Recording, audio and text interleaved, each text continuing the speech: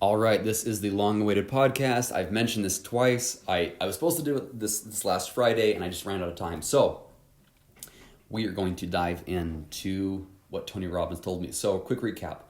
He taught me a lot about different personalities and how that can affect you and how you can create your own personas.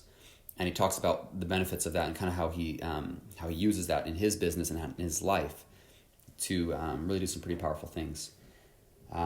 Number two, he talked about the fight with Conor McGregor's fight, and how he was coaching him before that happened, actually. So he came out of the ring, he knocked a guy out in 40 seconds. Legendary, totally unheard of, like this crazy event that happened. He talks about what happened before and how he kind of got him, how he was in the right mindset and how he got him in that mindset. And lastly, I'm going to talk about how he shared with us kind of his big tip on how you can really grow your business. Okay, so let's jump right in. Number one, he's up there and he's talking with this. He does these interventions, right? If you've ever been to a Tony Robbins event, he'll pick someone out of the crowd and he'll be like, "Hey, what's going on in your life? And let's see what we can do to fix it." And he pulls this person out of the audience, and she just was really, really shy and she's like, "I'm trying to run a business," and he starts asking her a bunch of questions, and like at the end of it, I'm going to cut through a lot of it just so we can kind of get down to the meat of this, but essentially what we learned was that he had called her out too. He's like, "You're not a businesswoman. Sorry. You're not an entrepreneur. I'm sorry. And you're not a leader and you're not a manager." And everyone was like, "Ooh," like crickets, And he's like, "Sorry, you're just not. Like your personality is just not cut out for that." And she's like, "Oh, okay. So like, what do I do?" He's like, "We got two options. You can hire someone, or he's like, you can do this technique." He said, right now, he's like, and I forget her name, but, he's like, "What's your name?" She's like, "This is my name." Like, or say it's like Lindsay. I forgot her name, actually. But I'll say it's Lindsay. "Lindsay's my name." He's like, "Okay." Lindsay's an artist. Lindsay is a caring person. Lindsay does this, and he went this whole thing. He's like, "This is what Lindsay is. You're phenomenal at what you do. You're the one that actually gets things done. But you need a leader, and you need an entrepreneur." He's like, "So what do? You need to learn how to shift and essentially to a different persona." He's like, "I've got 3 personas." I think it was 3. Yeah. I think it was Tony, Tone, and Tony Robbins, right? He said, he's like, "I literally have created these patterns of I can snap very quickly into a different persona when I need to." He said, Tony Robbins is the guy that you see on the camera. He's larger than life. He doesn't ever slow down. He's insane energy. Like, that's who he is. And he said, Tone is the one that my wife sees. That's the ones that my friends see. That's the guy that will sit there and just like shoot the breeze with you and laugh and tell stories and just relaxed and calm. And he said, I need to be that person for my wife. He's like, because if I hit my wife with all the energy all the time, he's like, it'd be too much. But he's like, I have this, I kind of shift into modes when I need to in order to be who I need to be for my wife. And I thought this was very interesting. I'm like, wow, that seems kind of off. Like I was actually a little bit like, no, that seems kind of weird, but I'll let you be the judge. I've found some really profound applications in it. But actually, I've seen this in myself though. Like everyone has that. We have a lover mode. All of us have that, right? We're a different person when we're trying to like woo someone, right? We shift into a different mode, a different thing. Like we become even more charming, even more like service minded. Like ideally, we have all these great qualities, but it's hard to maintain that level of energy all the time, and being able to shift into different things because we have different needs, right? And we have different fuels, and all of them are still us. Like we're not different people. They're all still us, but we're shifting. We're kind of putting forth a certain side of ourselves. It's putting out a skill set essentially. And he taught this lady how to do that. He said, okay, so let's create for you a manager. What's her name? And she's like, he's like, think instinctively, just like go for it. Like whatever comes to your mind, just say it. Just like it's like CL or something. He's like, okay, so CL, that is who you are, right? That is you. That is the manager. What is she like? And he's like, I want you to find inside you that there is a warrior. I want you to find that warrior. Do you feel her? You feel that inside you? She's like, yeah. She's like, it's in there, right? Because she's like, you can be sassy. She's like, oh, I can be. And he's like, find that and bring it out right now. And he did all these different things, and like it was weird. Like you could see her body posture change, and her like it was crazy. She was just like, this is who I am, and I'm in this mode right now. I am in the CL mode. That means I am a leader. I'm an executive. I take charge. I kick butt, and that's who I am. He's like, now when you need to be the artist, you can shift into being the artist. And you're nice and you're friendly and you're kind. You're the kind of person who cries with people. CL is the kind of person that can fire somebody if they need to. But, Lindsay is the one that will cry with someone who's fired, right? He's like, that's the way it is, right? Is that you can shift between these different personas to kind of be who you need to be in that moment. I was like, that's really powerful, because at the end of the day, like, we all do that. And that's what I realized. I'm like, okay, that sounds like a little bit like, that sounds almost like not stable. But I thought about it, I'm like, but we all do that anyways. We're all like that. No one is consistently the same person always, day in, day out. And he said, in fact, he believes that it's one of the big reasons that we do have some of these problems, is that we actually push down and say, well, that's not me, you know? And he said, rather than letting different personalities kind of emerge out of us naturally, we try to force it into a box. And, you know, it's like, because we each side of yourself needs a chance to shine. Each side of yourself needs, you know, like, we need to be aggressive sometimes, and we need to be caring sometimes, and we need to be like loving sometimes. And we have these different sides of our personalities that need to come forth because we need to live a balanced life. And when we don't have that balance, often it creates emotional turmoil. It's like, so it's good to, like, you know, be able to shift into these personalities and into these characteristics about yourself and bring them forth when you need to. So, very interesting. And that's what he said. So now transitioning, that's what happened with Conor McGregor, right? Is he said that, he's like, you know, I've been training him for years. Like, this guy trains huge names, but he's been training Conor for years. And he said, we've been working through this. And he said that there's a few personalities, right? He said, Conor's got the personality that is caring for his wife. It's this family man. And he said, it's so different from the guy you'll ever see on screen. He is loving and kind and emotional. And that's who that person is. And number 2 is the fighter, you know, the animal. And he said he's always tense and he's angry and he talks smack a lot. He's over the top confident. He's this and he's that, right? He's the guy that you see as Conor McGregor. He's like, but there's a third personality, that this third persona that he said we've developed for Conor that he can snap into. And he said, we call him, I think it was the Magic Mac, right? And he said, that's the one who does things that are, he's the magician. He's like, in all of us inside of us, we have a magician. It comes out every now and again. It's this personality that just does crazy stuff. It goes instinctively. It doesn't think. It just responds. And crazy things happen. And everyone's been, like, I've had this happen to myself several times. I remember one time I was playing dodgeball. And for some reason I snapped into this mode. And I'm not joking. I'm not making this up. In my peripheral, I saw a ball coming towards me, and I grabbed it, and I caught it in the air from my peripheral. And it was like, literally, I reached behind myself and grabbed a dodgeball that was coming. It was like aiming towards the back of my head. And I shifted without even looking at it. I snagged it from my peripheral. And then I threw it from my peripheral as well and hit someone, like, dead in the chest, right? It was crazy. I was like, whoa, where did that come from? In like 10 seconds, I got like 8 or 9 people out. And it was this crazy thing. I remember, and this was so profound for me, because I was like, wow, what mode did I shift into?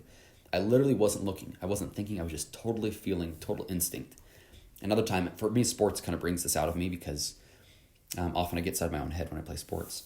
And whenever I get out of my head, I've seen some crazy things. I remember one time my cousin, he's this amazing ping pong player. We're playing ping pong. He always wins. He never loses. I've never even you almost can't score a point on him unless he lets you. And we're playing, and I'm just kind of there playing. And all of a sudden someone calls me on the phone, right? And I just answer it casually. And I'm having this conversation with someone. I'm very excited about the topic. We're talking about something I was really excited about. And instinctively, I'm still playing the game, but I totally forgot I was even playing ping pong.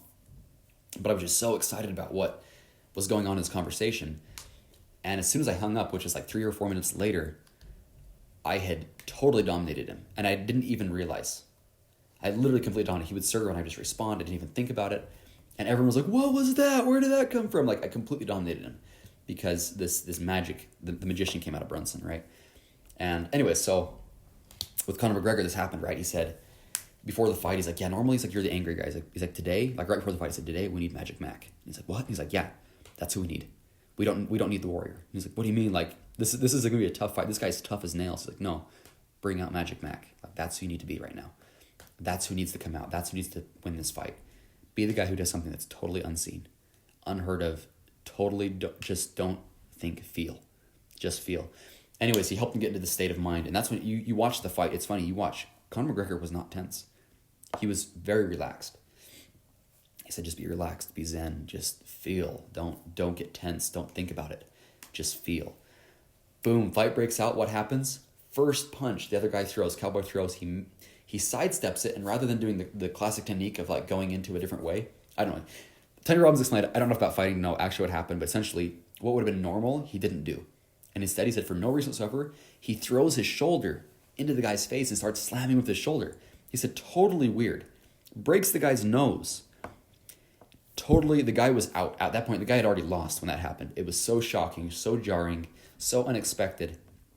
And then he just hammered the guy, knocks him out. And then what happens? Tony's like, I saw him, didn't shift back into the Warrior. Because Magic Mac is kind of there, is kind of in and out, And he said, he didn't shift in the Warrior. Instead, he became the Lover.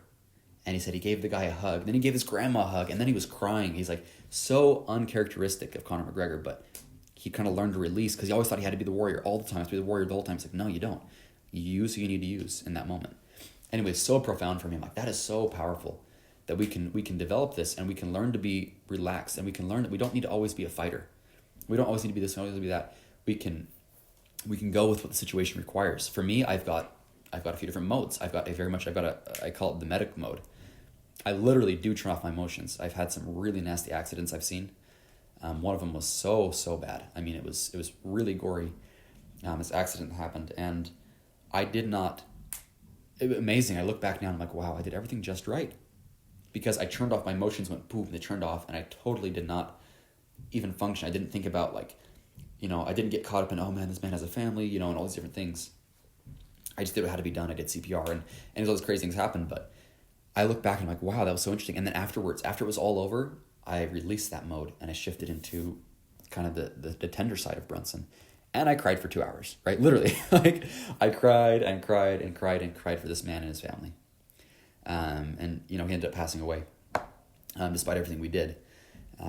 But it was so interesting. I was like, wow, that's why, because first I was like, what are you talking about? Multiple personalities? That sounds kind of like, that sounds like not a good thing, And then I started thinking about it. No, but it's so true, because we have different modes that we are able to snap into when we need them that save us or make our life beautiful. Or like, there's a mode that I go into when I am like trying to win someone over, or, we have these different modes. And so Tony was like, no, be deliberate with them.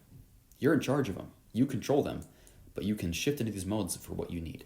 So that was super powerful. Okay, now we're going to shift gears into the last thing he talked about. He talked about how to really be top of your industry. This is a very simple thing, but this will seem obvious to a lot of you, what he told me about the number one technique on how you can be the number one in your industry.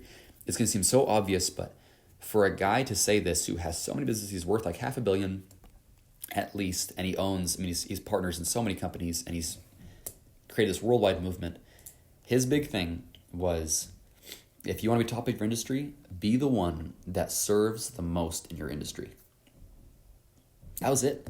I was like, what? Is that it? I'm like, is that your advice? He's like, no, literally. If you're the one that outserves everyone, you will always have raging fans. So powerful, so profound. So how do you outserve, right? We're thinking, serve, what does that even mean? No, really, get into that. He said, don't fall in love with your product, fall in love with your clients. Who are your clients? Well, you get to decide that. You can choose who you want to serve. If you don't like who you're working with, work with other people, right? For me, I want to work with the passionate entrepreneurs who are givers and philanthropists and people who are like me, who love personal development, who love, all the biohacking stuff that I'm into, and who read. And that's, these people that are achievers, people that want to make an impact. That's who I want to work with. And so I'm like, how could I serve as well at the maximum? This podcast is one of my ways that I try to serve. I don't get paid for this, right? And you guys might think, well, obviously it's, you don't even have an intro. You're forget, you lose your train of thought every now and again. Yeah, sure. But at the end of the day, I put a lot of work and a lot of time into this podcast. A lot of work and a lot of time. A lot of research. I plan for it. I take a lot of time out of my day to do this. Why? Because I really do think that sharing these thoughts has impact for people's lives. I hope it does anyways. And it's my way of trying to serve those that I'm around. So that was his advice. And I was like, that is so true. We just need to be constantly giving, over-deliver. If they think that they're going to be getting this, then we double what they think they're going to be getting constantly. And if we do that constantly, soon we have these raging fans who are just, and they take good care of us. You take care of enough people, they'll start taking care of you. It's just so profound. Even Zig Ziglar said, you can have anything you want in life if you give enough people what they want. And with that, I hope that those thoughts were meaningful for you today. I hope that for whatever you decide to do with that information I've given you about Tony Robbins, and maybe some of you are like, I totally disagree. Great. let me know. I'd love to hear what your thoughts are. For me, it was very profound though. So with that, we will see you on the next episode.